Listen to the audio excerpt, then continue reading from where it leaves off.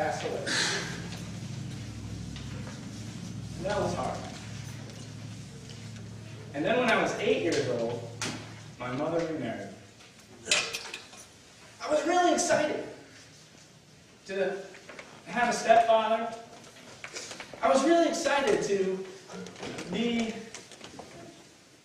roped in and attached to a whole new family and a whole new tradition, in addition to the family I had come from.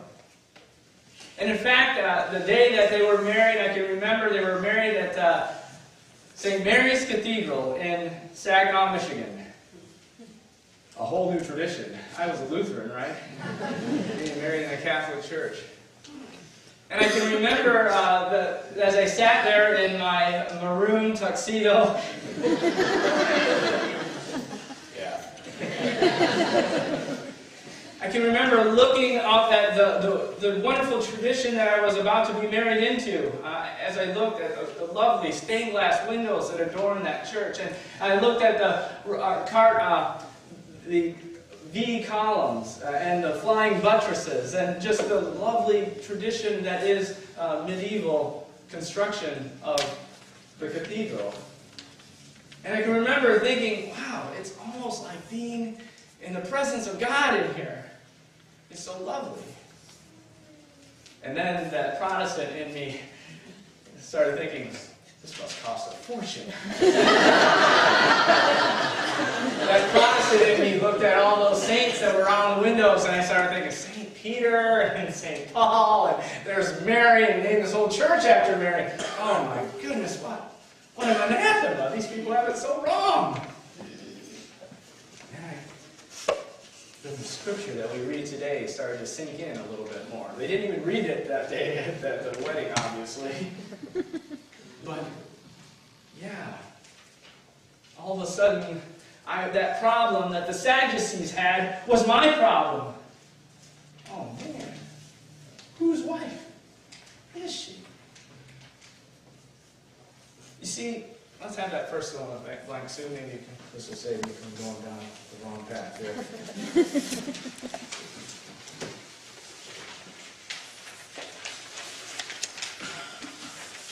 You see, I was like one of those Sadducees in that moment where I was thinking about whose wife is my mom going to be? I was like one of those Sadducees who say there is no resurrection. You live, you die, you pay taxes, and you die, kid. There is no resurrection. This is all there is to life. I was like one of those who say there is no resurrection. I was like one of those Sadducees who couldn't even couldn't even understand or recognize the world as so much more than just you live, you pay taxes, and then you die. Who couldn't recognize that the world was this place where, even though it was temporal, and you have to have daylight savings time, you've got to save time.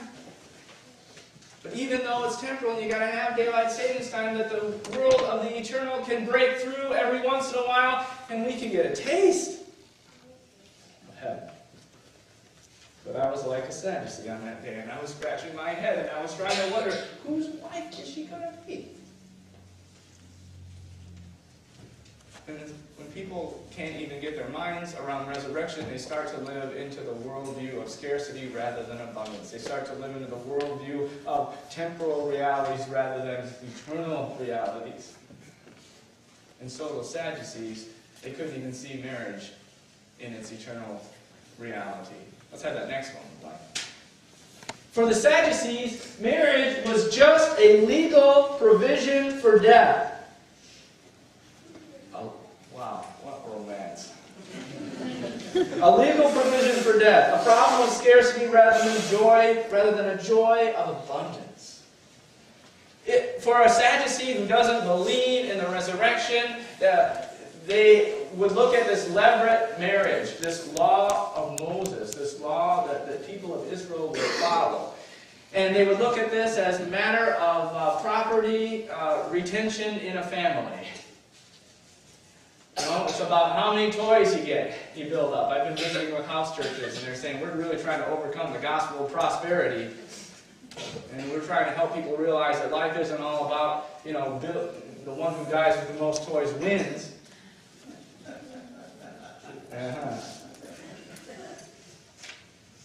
And yet, levirate marriage was designed around that. They say, okay, well, they have 7 brothers. And the first one is allowed to get married.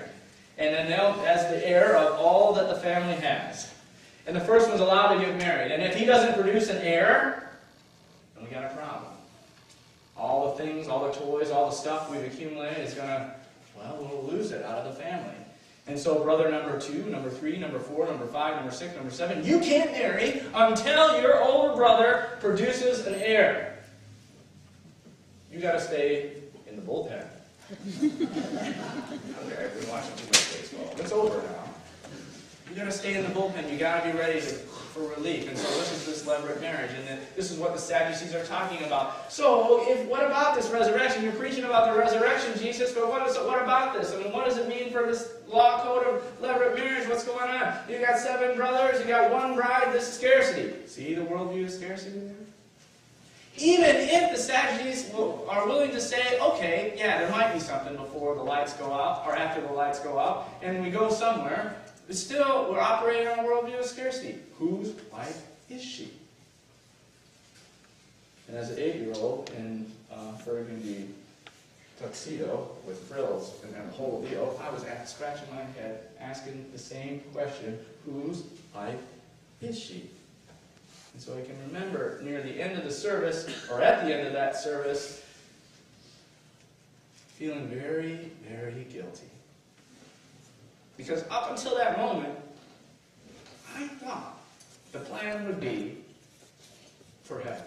Is that Dad would be waiting there for us. And we'd all get to heaven, and we'd have the same house that we had lived in.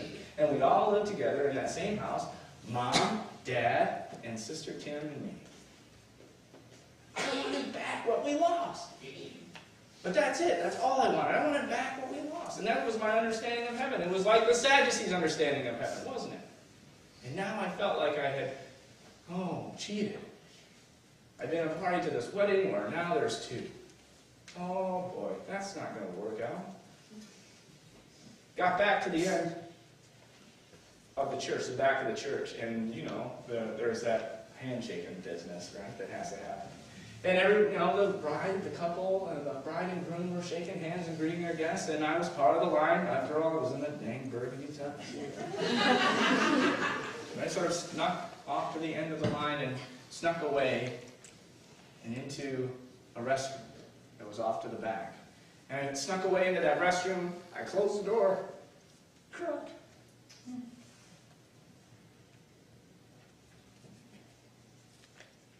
I felt so guilty.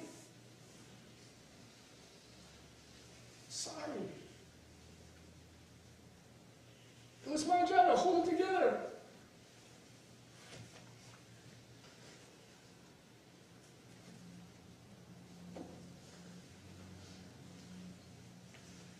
I ran the water, splashed water in my face. I got the tears out of my eyes. And then I heard a door open, and someone was behind me. I felt a presence. I cannot, to this day, know, I can't remember who it was that came in. Are you okay? No, I'm not okay. I'm guilty. I've blown it. I'm not okay. It's going to be all right. Your dad's happy. Because your mom is happy. It's going to be all right. We don't understand here, but we're going to understand it there, he says. We're going to understand it there. And you're going to see things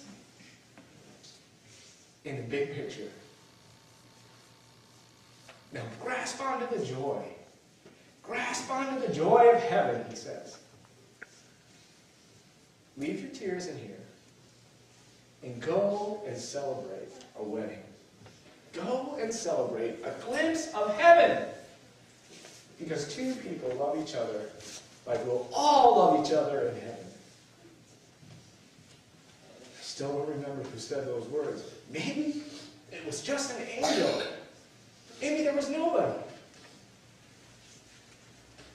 The presence left, and I was able to get myself together, put my smile back on my face, and really take hold of the good news. And I was thankful on that day, sisters and brothers. I was thankful on that day that so many people earned all they could, saved all they could, and gave all they could so that sanctuary could be there, so that it could build that St. Mary's Cathedral, as beautiful as it was. I was thankful on that day that those people earned all they could, saved all they could, gave all they could, so that that bathroom could be there for me.